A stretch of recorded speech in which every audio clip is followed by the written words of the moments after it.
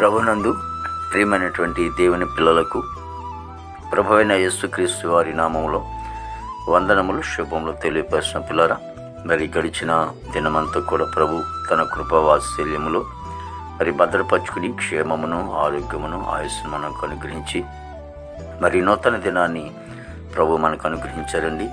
మరి 2024వ సంవత్సరము 11వ నెల మరి 21వ దినాన్ని ప్రభు మనకు అనుగ్రహించి మరి రోజు దేవుని వాక్యము కాబట్టి మీరు సమాధానము బంధము చేత ఆత్మ కలిగించు ఐక్యమును కాపాడుకున్నట్టు యందు శ్రద్ధ కలిగి.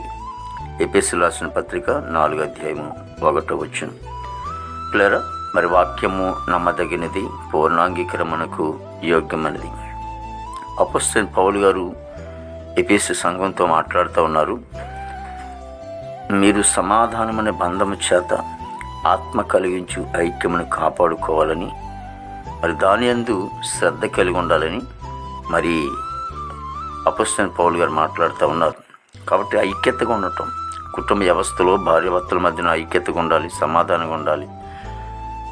అత్త కోళ్ళ మధ్యన, తోడుకోళ్ళ మధ్యన, తండ్రి కొడుకుల మధ్యన, మరి బంధువుల మధ్యన మరి ప్రభుని ఎరిగినటువంటి మనము సమాధానం కలిగి ఉండాలని, ఐక్యతగా ఉండాలని మరి పౌలు గారు మాట్లాడుతూ ఉన్నారు. అయితే కొరింది మరి ఆ కీర్తనకారుడు ఏమంటున్నాడు?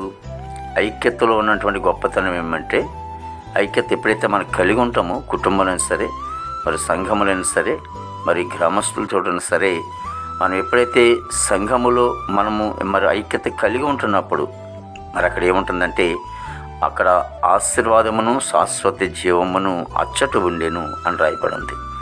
కాబట్టి నెమ్మది, సమాధానం, సంతోషం మనకు కావాలంటే మరి ప్రభువుని తెలుసుకున్నటువంటి మనము, ఆయన రక్తంలో కడగబడినటువంటి మనం ఐక్యత కలిగి ఉండాలి. తోడుకోళ్ళ మధ్యన, అత్తకోడుతోళ్ళ మధ్యన, అన్నదమ్ముల మధ్యన, మరి తండ్రి కొడుకుల మధ్యన, మరి సంఘాలలో మరి సేవకుల మధ్యన సమాధానం ఎప్పుడైతే కలిగి ఉంటామో మన జీవితం చాలా ఆశీర్వాదకరంగా ఉంటుందని పౌలు గారు మాట్లాడుకుంటూ వస్తున్నారు. ప్రార్థన చేసుకుందామండి. ప్రేమగల తండ్రి, కృపల యేసు నీకు స్తోత్రాలు చెల్లిస్తున్నాం ప్రభు. వాక్యము నమ్మదగిన తండ్రి యేసు, మేము ఏ విధంగా అయితే మేము ఆశీర్వాదకరంగా ఉండాలని మీరు కోరుకుంటున్నారంటే, మేము ఎప్పుడైతే మా జీవితంలో సమాధానము కలిగి, ఐక్యత కలిగి, ప్రేమ కలిగి, ఒకరి ఎడల ఒకరు అనురాగాలు కలిగి జీవించాలని ఆయనను కోరుకునే దేవుడు. అలాగే నీ భక్తుల ద్వారా మాట్లాడుతూ ఉన్న తండ్రి, దేవాదిగో తండ్రి, మా భారతదేశాన్ని అటు రీతిగా మా జైన్ ప్రభు నీకు వందనాలు. నాయకుల అధికారులతో మాట్లాడండి, మంచి ఆరుగులతో నింపండి. యవన బిడ్డలందరినీ కూడా ప్రభావ మీరు రక్షించుకొని తండ్రి యేసు. విదేశాల్లో ఉన్నటువంటి బిడ్డల కోసం ప్రార్థిస్తూ ఉన్నాం తండ్రి.